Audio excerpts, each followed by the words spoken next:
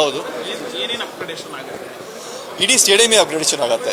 ಏನೇನು ಅಂತಂದರೆ ಎಲ್ಲ ಅಲ್ಲ, ಒಂದು ನಾವು ಆವಾಗಲೇ ಇವಾಗ ಲೈಟ್ಸ್ನ ಚೇಂಜ್ ಮಾಡ್ತಾ ಇದ್ದೀವಿ. It's already in the process. Baby ನಿಮಗೆ by the end of June ನಿಮಗೆ ಇಲ್ಲಿ ಏನೋ ಏನು ಲೈಟ್ಸ್ ಇತ್ತೋ ಅದು ಮೆಟಲ್ ಹ್ಯಾಲೈಡ್ ಲೈಟ್ಸ್ ಅಂತ ಹೇಳ್ತೀವಿ ನಾವು. ಸೊ ಅದು ಇವಾಗ ಎಲ್ ಇ ಡಿಗೆ ಟರ್ನ್ ಆಗುತ್ತೆ. ಬಿಕಾಸ್ ಎಲ್ಲ ಕಡೆನೂ ಎಲ್ ಇ ಡಿನೇ ಅಷ್ಟೇ ಇವಾಗ ನಡೀತಾ ಇರೋದು. And that gives you the lux ಅಂತ ಮಾತಾಡ್ತೀವಿ. ಯಾಕೆ ಅಂತಂದರೆ ನಿಮಗೆ ಎಚ್ ಡಿ ಕ್ವಾಲಿಟಿಗೆ, ಕ್ಲಾರಿಟಿಗೆ, ಬ್ರಾಡ್ಕಾಸ್ಟ್ ಕ್ವಾಲಿಟಿಗೆ ಮತ್ತು ಕ್ಲಾರಿಟಿಗೆ ಏನು ಬೇಕೋ ಆ ಲಕ್ಸ್ ನಿಮಗೆ ಎಲ್ ಇ ಡಿಯಿಂದನೇ ಸಿಗುತ್ತೆ.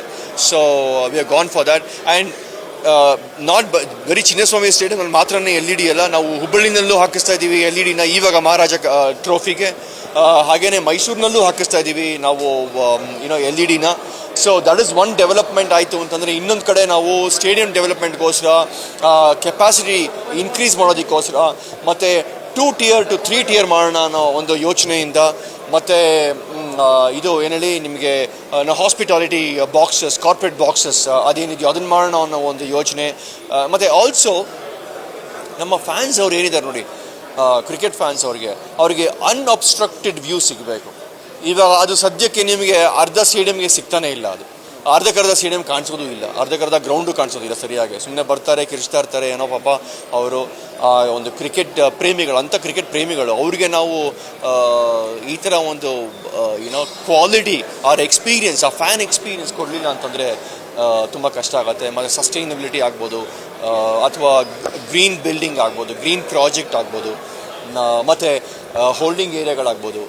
ಸೊ ಇದೆಲ್ಲ ವೆಲ್ ಥಾಟ್ ಆಫ್. ಅಂದರೆ ನಾವು ಆರ್ಕಿಟೆಕ್ಟ್ಸ್ನೂ ಅಷ್ಟೇ ಹಾಗೆ ಚೂಸ್ ಮಾಡ್ತಾ ಇದ್ದೀವಿ. The best architects in the world ಅಂಥವ್ರನ್ನ ನಾವು ಹುಡುಕಿದ್ದೀವಿ. ಅದು ಇವಾಗ ಶಾರ್ಟ್ ಲಿಸ್ಟ್ ಮಾಡಿದ್ದೀವಿ. ಇವಾಗ ಅದನ್ನು ನಾವು ಅದರಲ್ಲಿ ಒಬ್ಬರನ್ನ ಚೂಸ್ ಮಾಡಬೇಕಾಗತ್ತೆ. ಸೊ ನಾವು ಇನ್ನೂ ವೆಯ್ಟ್ ಮಾಡ್ತಾಯಿದ್ದೀವಿ. ಅವರ ಒಂದು ಕಾನ್ಸೆಪ್ಷುಯಲ್ ಡ್ರಾಯಿಂಗಿಗೆ ವೆಯ್ಟ್ ಮಾಡ್ತಾಯಿದ್ದೀವಿ ನಾವು. ಸೊ 33 ಇದೆ, ಬಟ್ 33ನಲ್ಲಿ ಕೂತ್ಕೊಳ್ಳೋಕ್ಕಾಗಲ್ಲ. ಯಾಕಂದರೆ ಎಷ್ಟೊಂದು ಸೀಟ್ ಕಿಲ್ಸ್ ಏನೋ ನಿಮಗೆ ಸುಮಾರು ಹೋಲ್ಡಿಂಗ್ಸ್ ಆಗ್ಬೋದು, ನಿಮಗೆ ಅಥವಾ ಸ್ಕ್ರೀನ್ಗಳಾಗ್ಬೋದು, ಅವೆಲ್ಲ ಬಂದಿದೆ. ಸೊ ಹಾಗಾಗಿ ನಾವು ಅದರಿಂದ ನಿಮಗೆ ಒಂದು 5,000 to 8,000 ಹೊರಟೋಗುತ್ತೆ ನಿಮಗೆ. ಸೊ ನಿಮಗೆ ಫೈನಲಿ ನಿಮಗೆ ಒಂದು 25,000-27,000 ಸೀಟ್ಗಳು ಸಿಗ್ಬೋದು ಅಷ್ಟೇ ಈ ಒಂದು ನಮ್ಮ ಚಿನ್ನಸ್ವಾಮಿ ಸ್ಟೇಡಿಯಂನಲ್ಲಿ.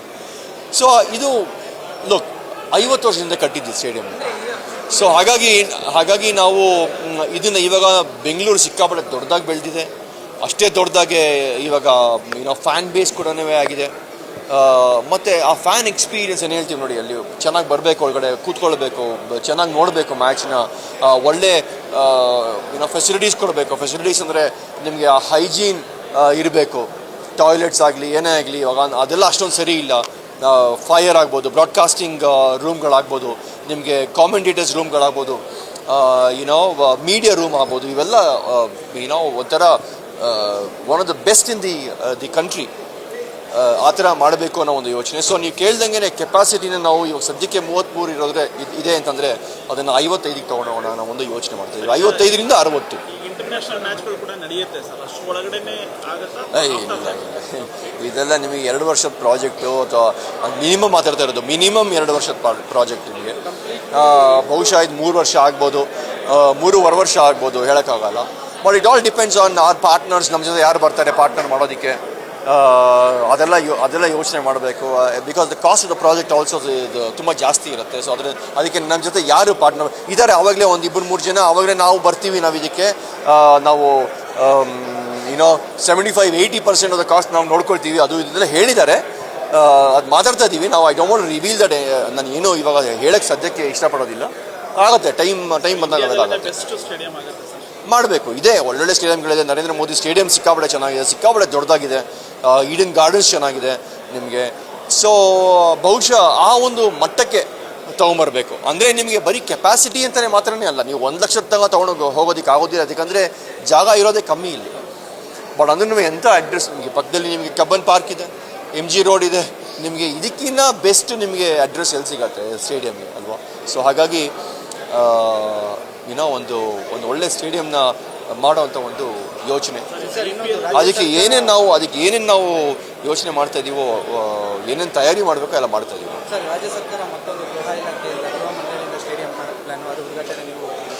ಇರಲಿ, ಜಾಸ್ತಿ ಇದ್ದಷ್ಟು ಒಳ್ಳೇದು ನಮಗೆ ಸ್ಟೇಡಿಯಂಗಳು ಅಲ್ವಾ.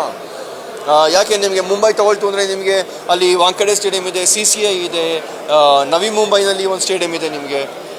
ಅವರು ಇನ್ನೊಂದೇನೋ ಸ್ಟೇಡಿಯಂ ಮಾಡಬೇಕು ಅಂತಿದ್ದಾರೆ. ಸೊ ಇರಲಿ, ಎರಡರಲ್ಲಿ ಮೂರಿದ್ರು ಇನ್ನೂ ಚೆನ್ನಾಗಿರುತ್ತೆ ನಮಗೆ ಅಲ್ವಾ. Thank you sir.